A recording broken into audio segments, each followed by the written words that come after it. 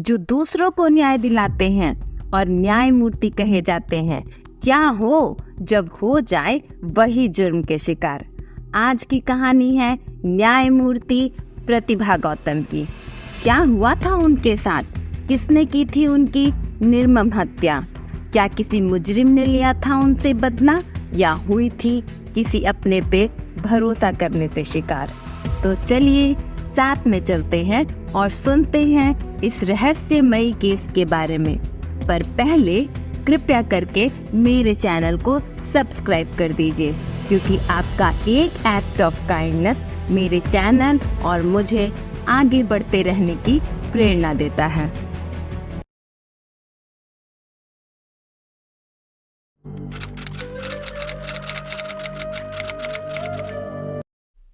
कातिल को पकड़ने के लिए सब्सक्राइब करें और वारदात को जानने के लिए बेल आइकन को दबाएं।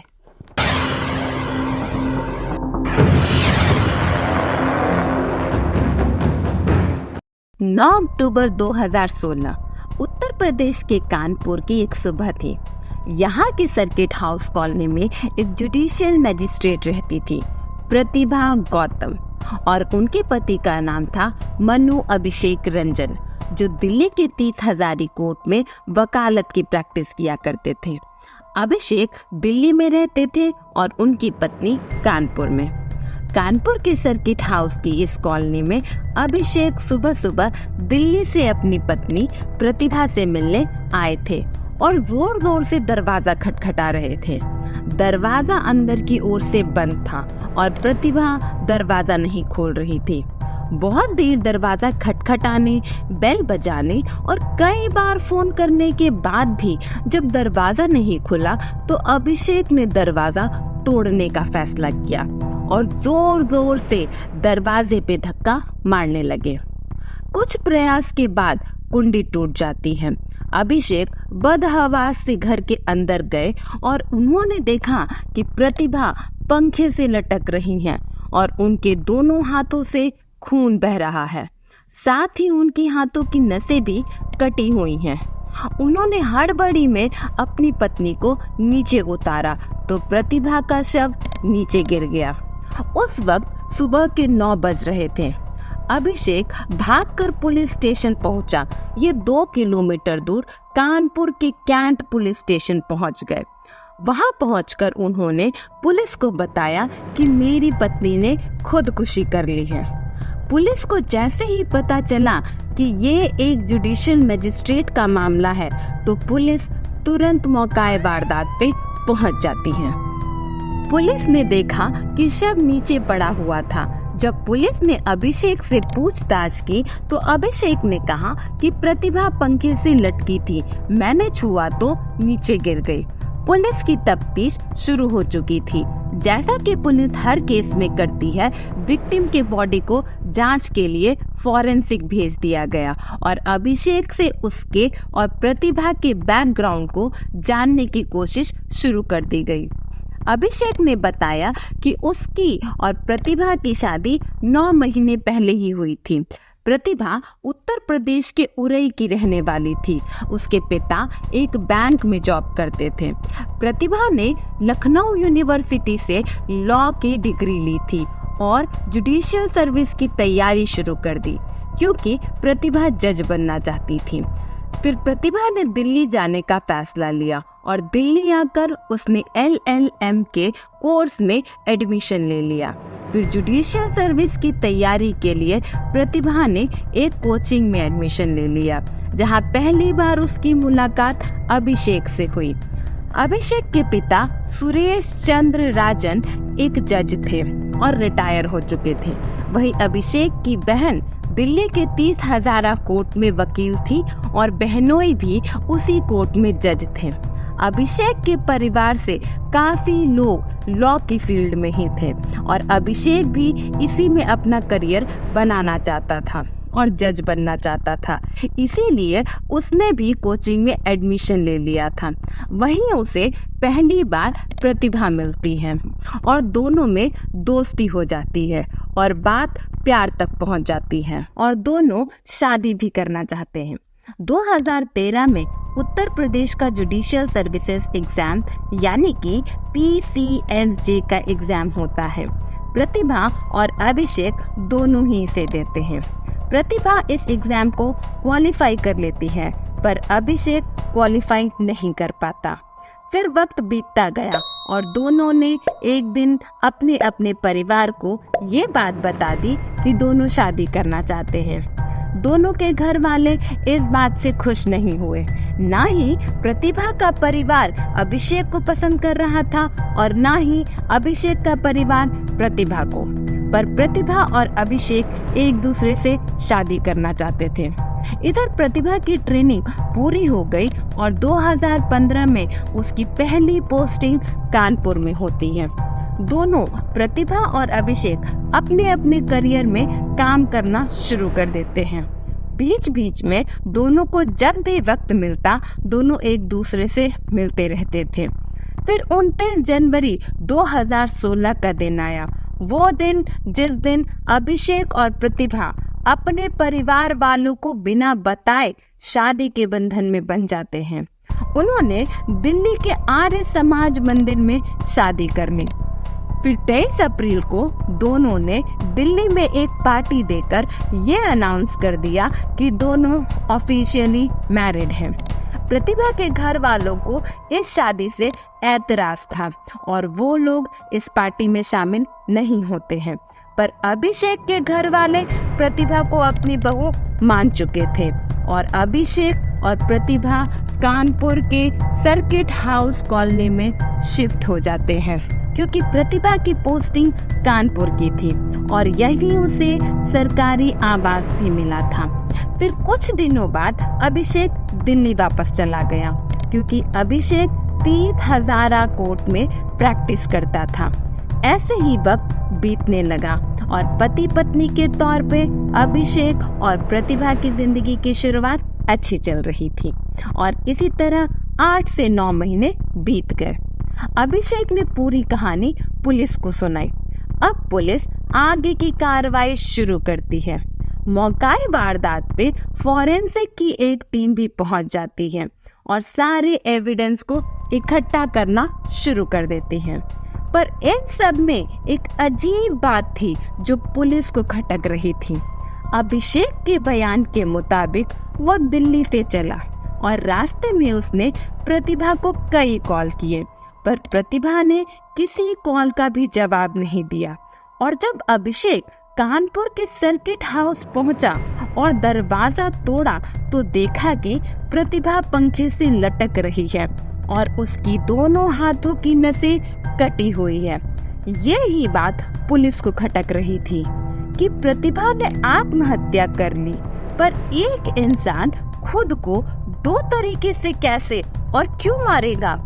अगर प्रतिभा ने पहले फांसी लगाई तो फिर लटकते लटकते उसने नस कैसे काटी?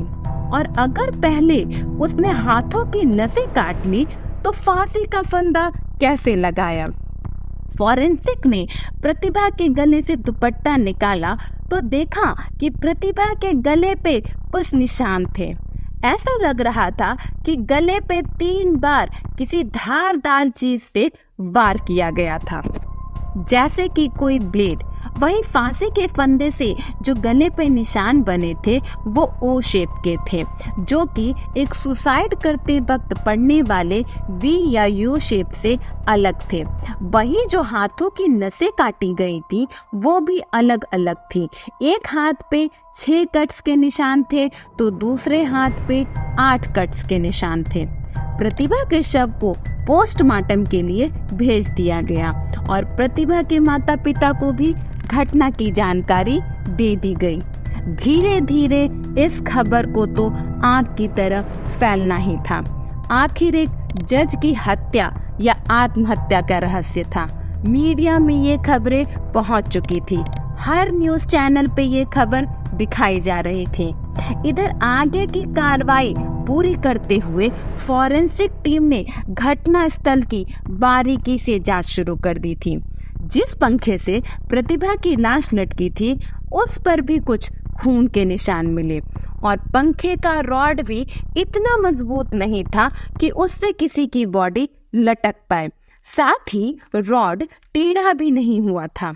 ऐसा साफ लग रहा था कि प्रतिभा की लाश को उस पर लटकाने की कोशिश की गई थी। अभिषेक के अनुसार दरवाजा अंदर से बंद था और वो दरवाजा तोड़ के अंदर आया था, पर पुलिस ने पाया कि कुंडी ढीली थी पर टूटी नहीं थी। अभिषेक के सारे जवाब परिस्थितियों से उलट थे और अब उसकी कहानी पे पुलिस को शक हो चुका था। पुलिस ने अभिषेक से अभी कुछ खास पूछताछ भी शुरू नहीं की थी कि अभिषेक खुद ही अपनी सफाइयों में साक्ष्य देने लगा। उसने कहा कि मैं तो दिल्ली में था, सीसीटीवी देख सकते हैं, कॉल रिकॉर्डिंग देख सकते हैं, टोल प्लाजा की स्लिप भी देख सकते हैं। अपनी सफाइयों में अभिषेक ने कोई कसर नहीं छोड़ी। पुलिस ने अभिषेक से पूछा कि आप तो खुद एक वकील हैं, फिर आपने खुद प्रतिभा की लाश को क्यों उतारा? पुलिस को फोन करने के बजाय खुद पुलिस स्टेशन क्यों गए, जो मौकाए वारदात से 2-3 किलोमीटर दूर था? अभिषेक ने कहा कि उसका दिमाग तब काम ही नहीं कर रहा था। सवाल ये भी था कि जब दरवाजा नहीं खुल रहा था तब अभिषेक ने किसी से मदद क्यों नहीं मांगी, सिक्योरिटी गार्ड को क्यों नहीं बुलाया और लाश देखने के बाद भी उसने किसी को कुछ क्यों नहीं बताया? अब तक प्रतिभा के माता पिता भी कानपुर पहुंच चुके थे। उन लोगों को अभिषेक पहले से ही पसंद नहीं था। उन लोगों ने प्रतिभा की असमय मृत्यु का दोषी अभिषेक और उसके परिवार को बताया और साथ ही प्रतिभा की बहन ने अभिषेक पे ये भी इल्जाम लगाया कि अभिषेक प्रतिभा को बहुत कंट्रोल करता था और कभी भी उसे हमसे बात तक नहीं करने देता था। फिर प्रतिभा के पिता अभिषेक पे केस दर्ज करवा देते हैं। अभिषेक को कत्ल और दहेज के लिए प्रताड़ित करने के आरोप लगते हैं। पोस्टमार्टम की रिपोर्ट भी आ गई थी। 9 अक्टूबर को डॉक्टर्स ने पोस्टमार्टम में बताया कि दम घुटने की वजह से प्रतिभा की जान गई और उससे पहले उसके साथ मारपीट भी की गई थी। क्योंकि प्रतिभा के शरीर पे घाव के कई निशान थे, प्रतिभा के साथ बहुत ही अमानवतापूर्ण व्यवहार किया गया था। शरीर पे घाव के लगभग 20 निशान थे। हाथों की नस काटने के 14 निशान थे, गला काटने की कोशिश के 3 निशान और खुद को बचाने की कोशिश में हुई झड़प के कई निशान उसके शरीर पे मौजूद थे। और जब इतनी क्रूरता की शिकार प्रतिभा हुई उस वक्त वो 3 माह से गर्भवती थी। पोस्टमार्टम की रिपोर्ट आने के बाद अभिषेक बार बार अपने बयानों को बदलने लगा। पुलिस ने मनु अभिषेक रंजन को हिरासत में ले लिया क्योंकि अभिषेक और उसके परिवार की कानून पे पकड़ थी, लिहाजा पुलिस ने भी एहतियात बरतने में कसर नहीं छोड़ी। हालांकि सिर्फ 7 घंटे की ही जुडिशियल कस्टडी पुलिस को मिल पाई। इधर प्रतिभा का शव प्रतिभा के माता पिता को सौंप दिया गया था। 7 घंटे की पूछताछ के लिए अभिषेक को पुलिस ने अपने सामने बैठाया। उसका और प्रतिभा का मोबाइल भी जब्त कर लिया गया, जिसमें व्हाट्सएप चैट से प्रतिभा और अभिषेक के झगड़ों का खुलासा हुआ। चैट्स में अभिषेक बार बार प्रतिभा को गर्भपात के लिए मजबूर कर रहा था और प्रतिभा इस बात से इनकार कर रही थी। फिर अभिषेक प्रतिभा को धमकियां भी दे रहा था कि वो उसे देख लेगा। पुलिस ने अभिषेक से इन चैट्स के बारे में और धमकियों के बारे में पूछा। अभिषेक ने अपना जुर्म कबूल कर लिया क्योंकि अभिषेक को अच्छे से पता था कि पुलिस कस्टडी में कन्फेशन मान्य नहीं होता कोर्ट में, जब तक कि कन्फेशन किसी मजिस्ट्रेट के सामने न दिया गया हो।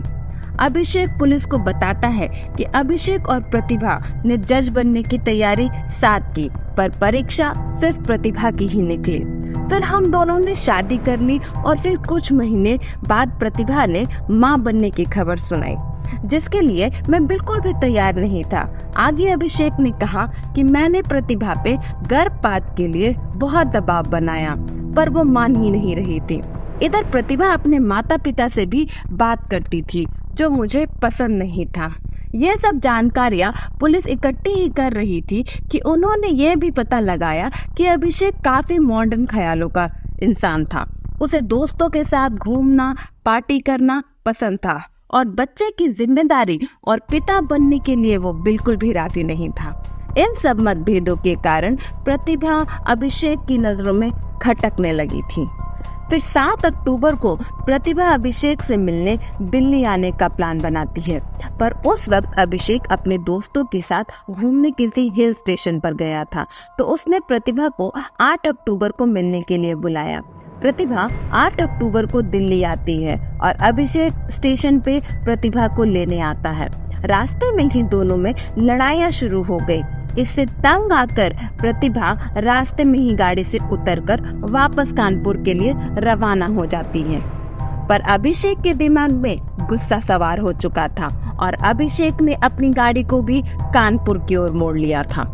5 बजे के करीब अभिषेक सर्किट हाउस पहुंच गया और फिर प्रतिभा के फ्लैट पे पहुंचकर उसके साथ लड़ाई झगड़ा करना शुरू कर दिया और एक डंडे से प्रतिभा की पिटाई भी की और फिर वही सब प्रताड़नाएं शुरू कर दी। ब्लेड से उसके शरीर पे कई घाव किए, उसकी नसें भी काट दी और एक दुपट्टे से प्रतिभा का गला भी घोंट दिया।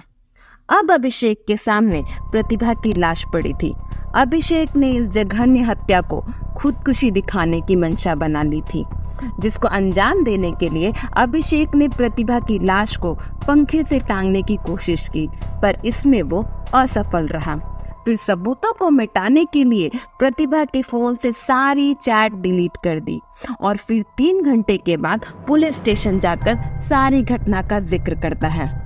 पुलिस को प्रतिभा का दुपट्टा तो मिला था जिससे गला दबाया गया था, पर ब्लेड नहीं मिली थी। पूरी प्लानिंग के साथ अभिषेक ने इस वारदात को अंजाम देने की कोशिश की थी। अभिषेक को प्राइम अक्यूज और उसके माता पिता को को अक्यूज्ड बनाते हुए उन पर आईपीसी की सेक्शन 302 और 304 बी की धाराएं लगी और नॉन बेलेबल वारंट इशू कर दिया गया। फिर अभिषेक के माता पिता ने 18 अक्टूबर को कानपुर की जिला एवं सत्र न्यायालय में सरेंडर कर दिया। अभिषेक तो पहले से ही पुलिस की हिरासत में था। फिर अभिषेक ने बार बार बेल ग्रांट करने के लिए अर्जी लगाई, जो रिजेक्ट होती रही। अप्रैल 2022 में अभिषेक को 6 साल के बाद हाई कोर्ट ने तीसरी जमानत याचिका पर राहत देते हुए उसकी बेल एक्सेप्ट कर ली। फिलहाल मनु अभिषेक रंजन जमानत पर बाहर है और केस का अंतिम निर्णय आना बाकी है।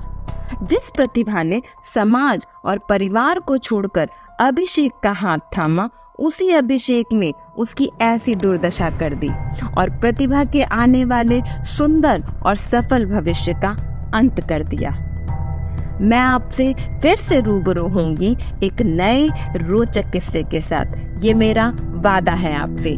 लेकिन तब तक के लिए खुश रहिए, स्वस्थ रहिए, मस्त रहिए, हंसते रहिए, मुस्कुराते रहिए और हाँ, सतर्क भी रहिए। और जाने से पहले अगर आपको मेरी मेहनत थोड़ी सी भी दिलचस्प लगी तो मेरे चैनल को प्लीज सब्सक्राइब कर दीजिए, क्योंकि आपकी शाबाशी ही मेरी प्रेरणा का स्रोत है। आपका दिन मंगलमय हो। धन्यवाद।